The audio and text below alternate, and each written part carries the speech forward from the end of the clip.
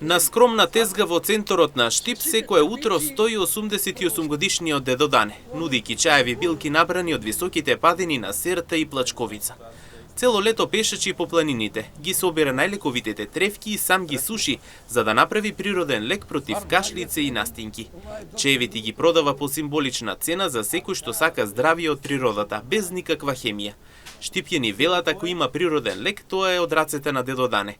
Неговата тезга не е само продажно место, туку и центар каде минувачите се му абетат и учат од него. Јас сум още најефтин. Кај колегите веќе 40-50, ја поред годините неќе многу да се бавам по пазарот, да се бавтам и за тоа. И имам житкантарион, босилок, црн селезен, жолта ајдучка, бела ајдучка, мајчина душа, глок, нане, драка, камилица, жалфија, коприва, бозел, матичнак. Бидејќи има голем број на литература, дедо Дане оттаму има познавање за сите билки и чаеви, ама тешко дека некој ќе го наследи. Имам голем број литератури и од тоа дојдов до познавање на скоро на сите. Тешко, ретко има билка што не ја познавам. Од каде ги берете самите билки? Берам секаде. Плачковичкиот масив, одеме таму у Серта, одеме на кај Овче поле, таму висок, секаде го има.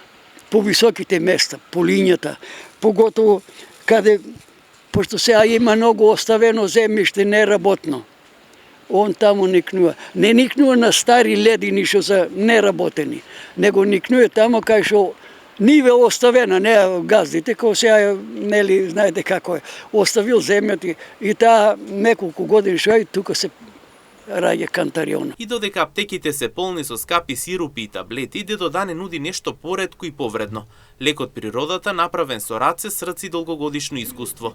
Неговите чаеви не се бренд, туку доверба што се градела со генерации. Во нив има чист воздух од планината, топлина од сонцето и тивка сила од билките што ги бере цело лето.